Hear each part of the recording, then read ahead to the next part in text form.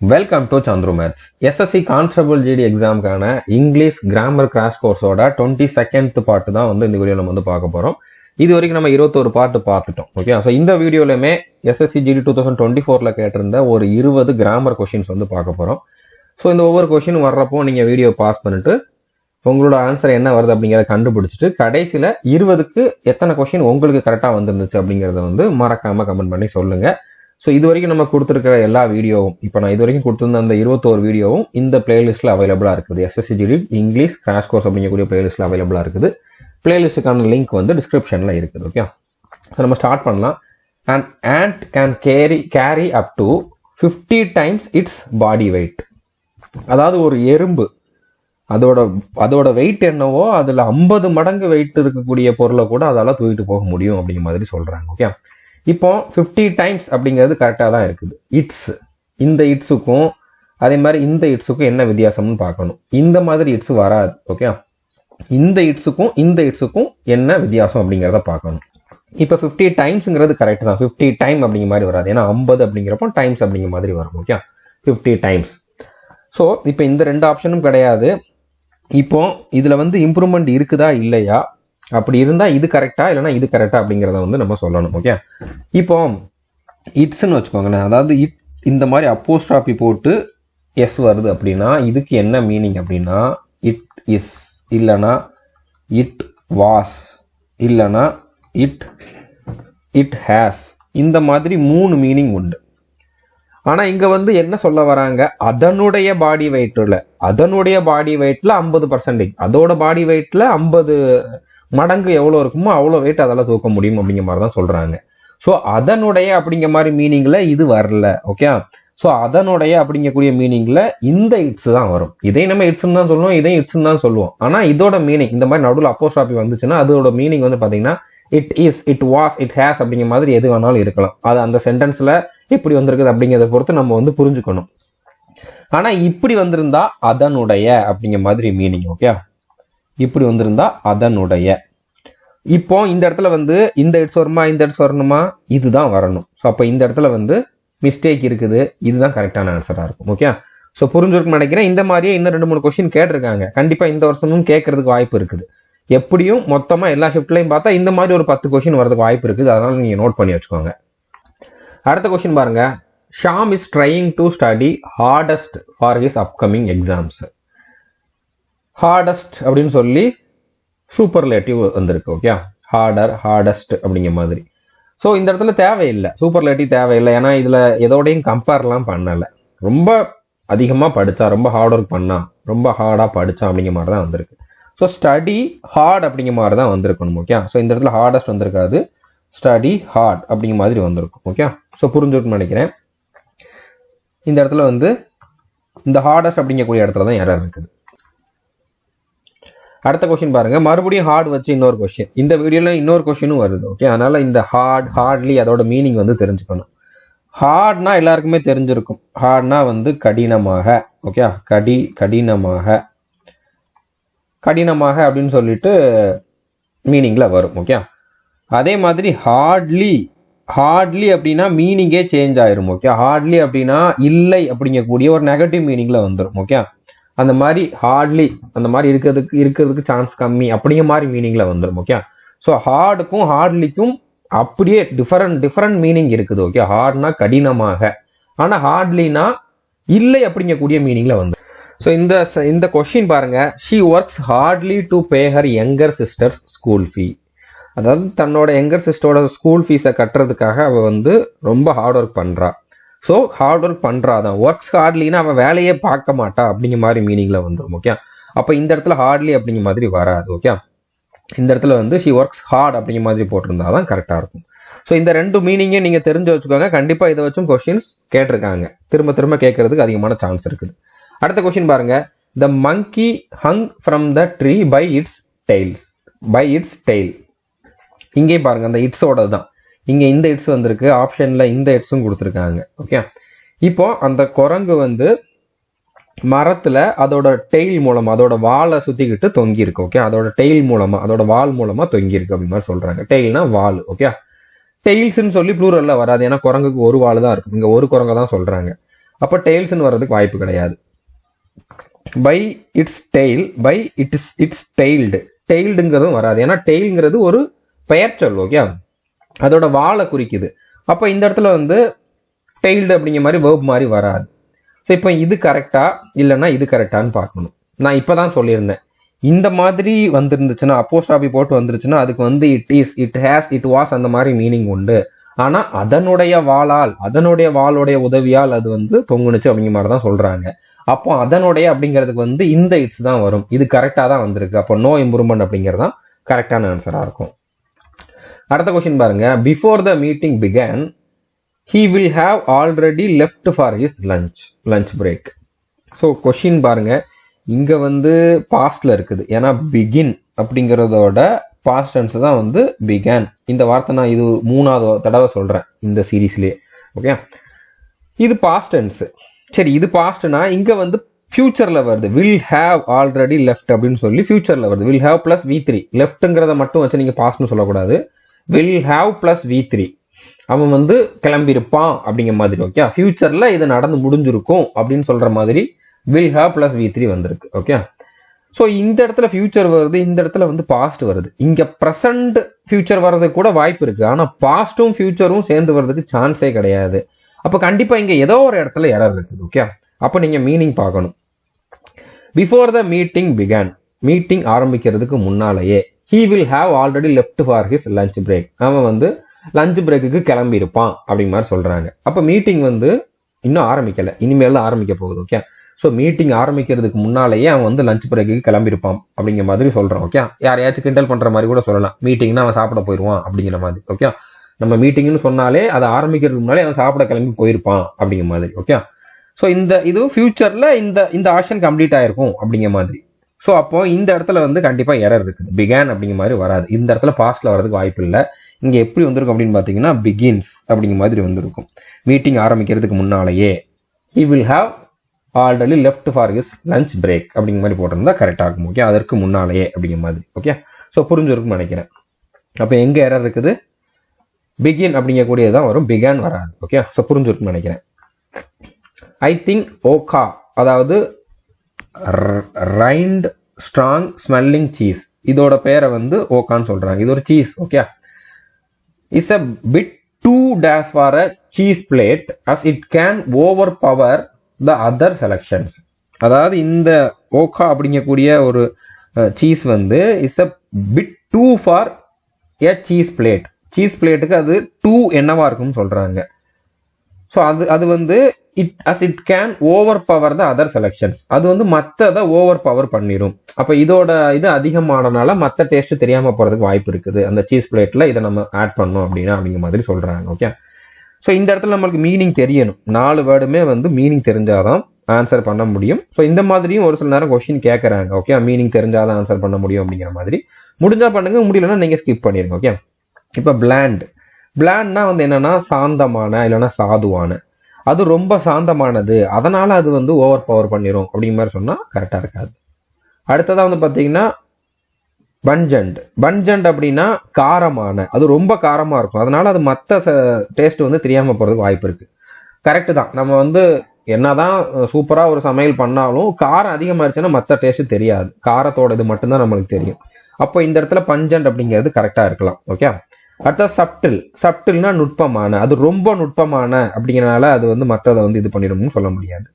அடுத்ததா இன்சிபிட் அப்படின்னா சுவை இல்லாம, அது ரொம்ப சுவை இல்லாம இருக்கிறனால மற்றதோட, அது சுவை இல்லாம இருக்கிறனால மற்ற சுவையை அது கண்ட்ரோல் பண்ணாது. ஓகே, அப்ப இது கரெக்டா இருக்காது, இதுதான் கரெக்டா இருக்கும். ஸோ இந்த கொஸ்டின் கண்டிப்பா நிறைய பேருக்கு வந்து தெரிஞ்சிருக்காது. பட் பிரச்சனை இல்லை, இந்த மாதிரி கேட்கறாங்க அப்படிங்கிறதுக்கு நான் வந்து உங்களுக்கு ஒரு எக்ஸாம்பிளுக்கு கொடுக்குறேன். தெரியலன்னா நீங்க ஸ்கிப் பண்ணணும், தெரிஞ்ச ஆன்சர் பண்ணணும். Okay, the glass broke dash pieces. So glass வந்து உடஞ்சு பீஸ் ஆயிடுச்சு. ஓகே, broke into pieces அப்படிங்கிற மாதிரி தான் சொல்லுவாங்க. இந்த மாதிரி இருந்த கிளாஸ் வந்து இந்த மாதிரி பீஸா போயிடுச்சு. இப்படி இருந்தது இப்படி மாறுது, இந்த மாதிரி இருந்தது இப்படி மாறுது அப்படிங்கிறத தான் வந்து குறிக்கும். இன்டூ, இப்படி இருந்தது அப்படி ஆயிடுச்சு அப்படிங்கிற மாதிரி. ஓகே, இன்டூ அப்படின்னா broke into pieces. நார்மலாவே இப்படி தான் வரும் இந்த சென்டென்ஸ். ஓகே, இது வந்து நீங்க ஃபிக்ஸ்டு ப்ரிப்போஷன் மாதிரியே எடுத்துக்கலாம். So glass broke at pieces, on pieces, over pieces எல்லாம் வராது, into pieces அப்படிங்கிறது தான் கரெக்டா இருக்கும். ஓகே, அதே மாதிரி ஒரு இதுல இருந்து இன்னொரு இதுக்குள்ள போறோம் அப்படிங்கிறதுக்குமே வந்து பாத்தீங்கன்னா இன்டு அப்படிங்கறத வந்து போடுவோம். Okay. On our reach at Denmark, we found the king and queen of that country elevated in 2 armchairs. So நாங்கள் வந்து டென்மார்க்கை போய் ரீச் ஆன உடனே அந்த நாட்டோட கிங்கும் குயினும் வந்து ஒரு பெரிய ஆர்ம் சேர்ல இருந்தாங்க அப்படிங்கிற மாதிரி சொல்றாங்க. ஓகே. ஸோ நாங்கள் டென்மார்க்கை ரீச் பண்ண உடனே நார்மலா ரீச் பண்றோம் அப்படிங்கிற மாதிரி நம்ம யூஸ் பண்ணுவோம். Okay. On our reach at Denmark.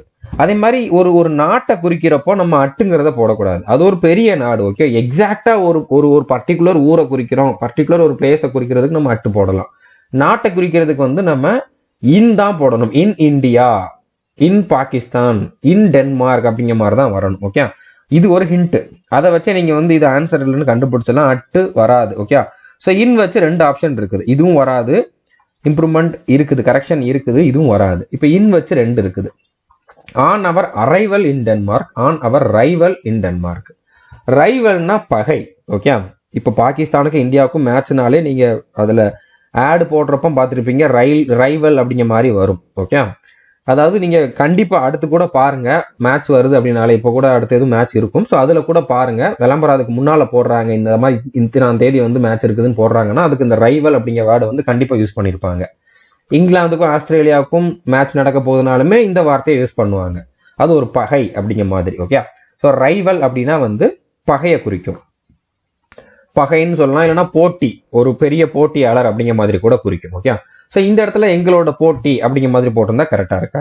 On our arrival in Denmark. நாங்க டென்மார்க்ல அரைவான உடனே, நீங்க இப்போ ஏர்போர்ட் எல்லாம் பாத்தீங்கன்னா டிபார்ச்சர் அப்படிங்கிறது வந்து இங்க இருந்து கிளம்புற ஃபிளைட்டுக்கு அந்த கேட்டை வந்து குறிப்பாங்க. எந்த கேட் வழியா போனா கிளம்புறதுக்கு போகணுமோ அதுக்கு வந்து அதுக்கு வந்து டிபார்ச்சர்னு போட்டிருப்பாங்க. அங்க இருந்து யாராச்சும் இங்க வர்றாங்க அப்படின்னா அதுக்கு ஒரு கேட் இருக்கும், அது அரைவல் தான் போட்டிருப்பாங்க, ரீச்னு எல்லாம் போட்டிருக்க மாட்டாங்க. ஓகே. ஸோ அரைவல் அப்படிங்கிறது தான் கரெக்டா இருக்கும். ஸோ புரிஞ்சிருக்குன்னு நினைக்கிறேன்.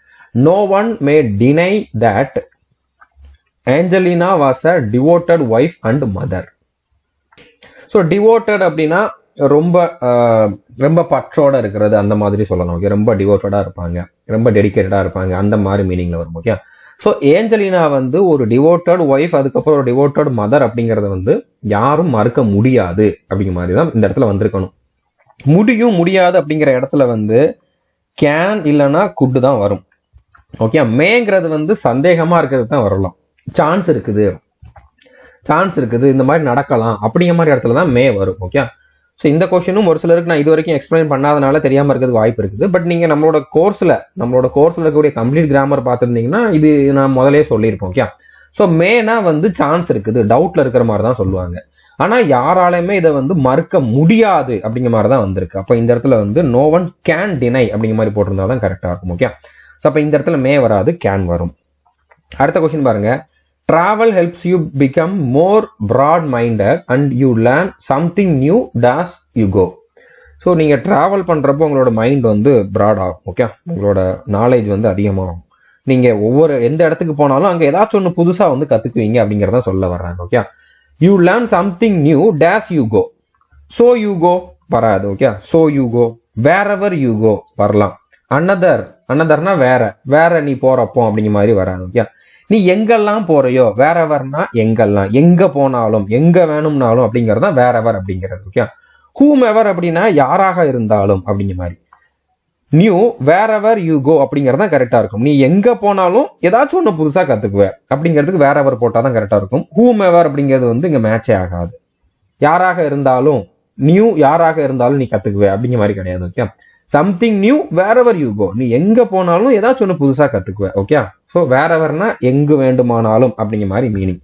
ஹூம் எவர் அப்படின்னா யாராக இருந்தாலும் அப்படிங்கிற மாதிரி மீனிங். ஓகே.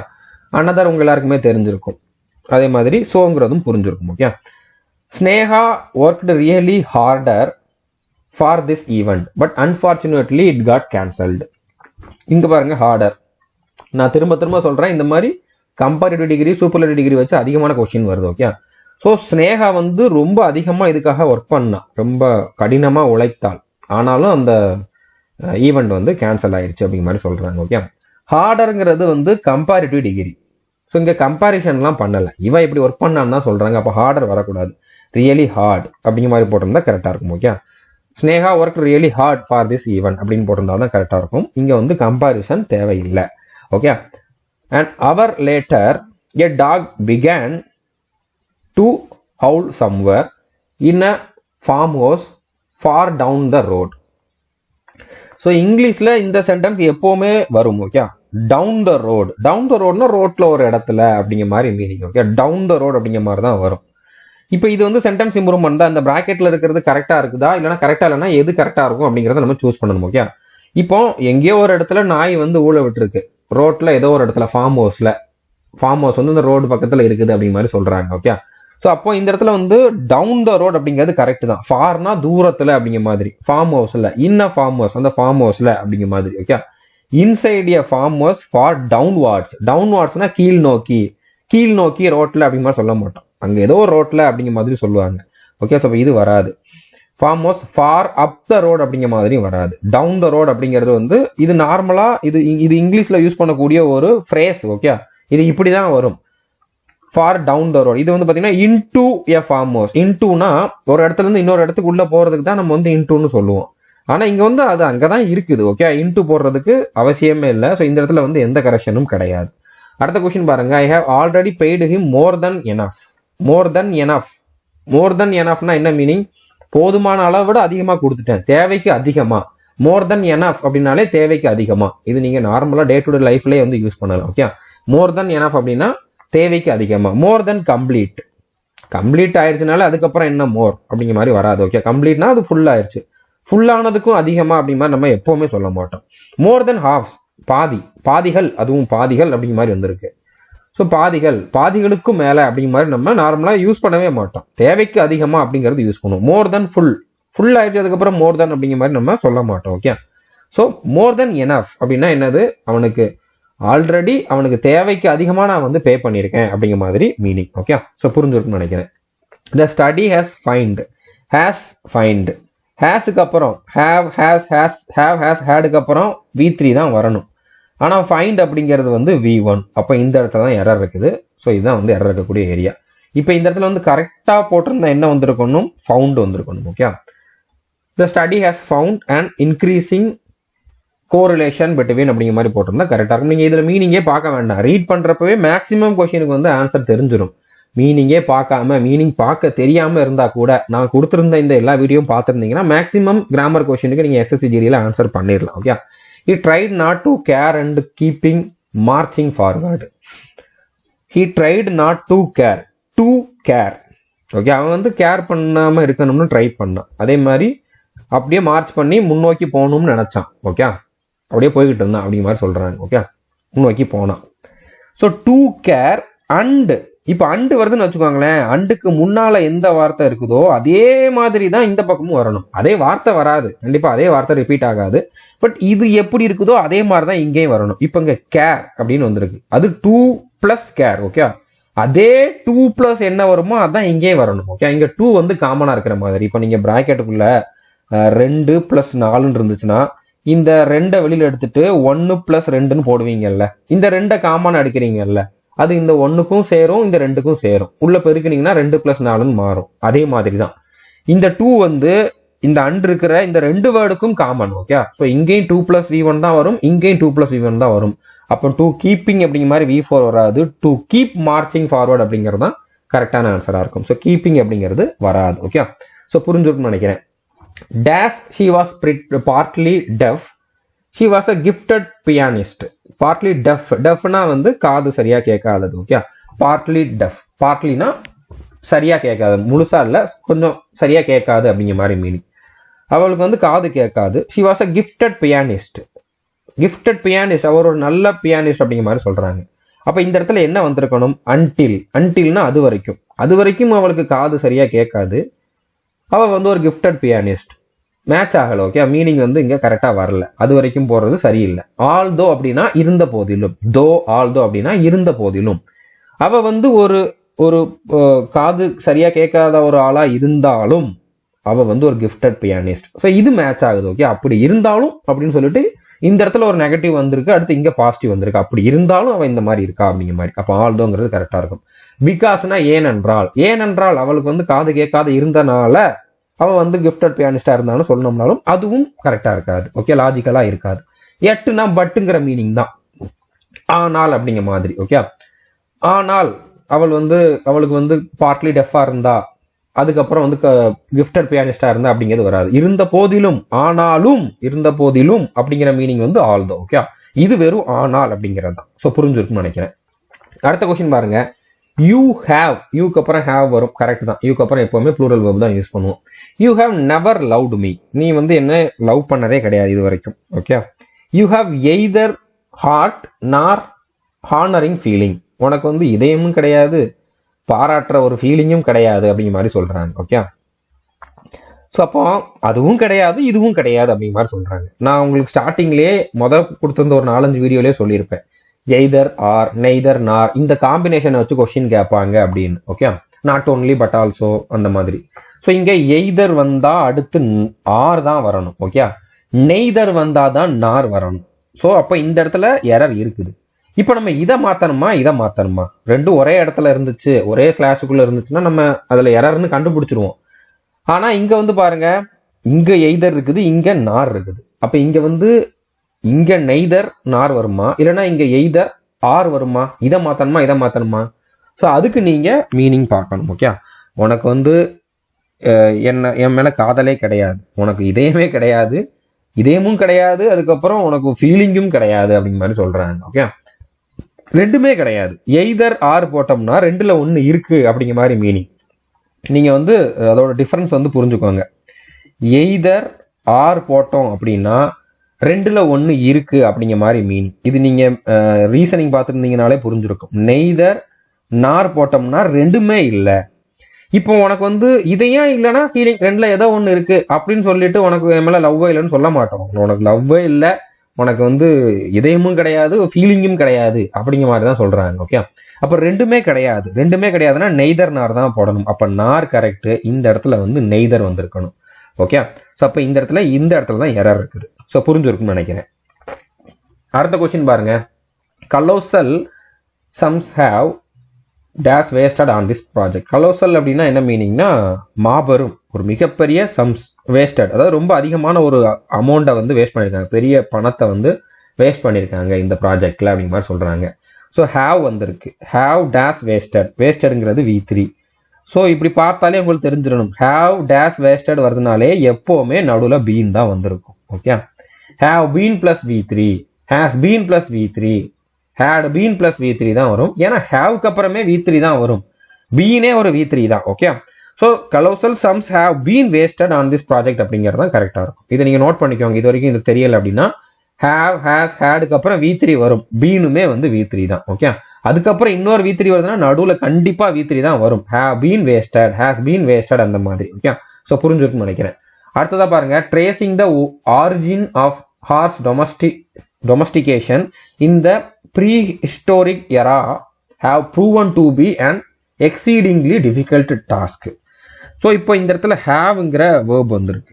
ஹேவ்ங்கிறது plural verb. அப்போ சப்ஜெக்ட் இங்க ப்ளூரல் எங்க இருக்குது? எங்கேயுமே ப்ளூரல் சப்ஜெக்ட் இல்லை.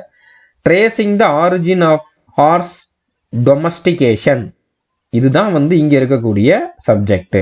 இவ்வளோ பெருசான்னு கேட்டீங்கன்னா அதை ட்ரேஸ் பண்றது, அதுதான் சப்ஜெக்ட். ஓகே, இந்த மாதிரி சேர்ந்து வரும். ஓகே, ஸோ இந்த மாதிரி ஹார்ஸ் டொமஸ்டிகேஷனை அதோட ஆரிஜினை ட்ரேஸ் பண்றது, ஹார்ஸ் டொமஸ்டிகேஷனோட ஆரிஜினை ட்ரேஸ் பண்றது, இது வந்து ஒரு செயலை குறிக்குது. ஆனா இது வந்து சில நேரம் சப்ஜெக்டா வரும். ஓகே, இந்த மாதிரி ஒரு செயல், அது வந்து இந்த prehistoric era have proven to be and exceedingly difficult task, அது வந்து ஒரு டிஃபிகல்ட்டான டாஸ்க் அப்படிங்கிறது வந்து ப்ரூவ் ஆயிருக்கு அப்படிங்கிற மாதிரி சொல்றாங்க. ஓகே, ஸோ இந்த மாதிரி வருதுனாலே இது கண்டிப்பா வந்து சிங்குலர் சப்ஜெக்டா தான் இருக்கும். சிங்குலர் சப்ஜெக்ட்டுக்கு வந்து சிங்குலர் வெர்ப் தான் வரணும்.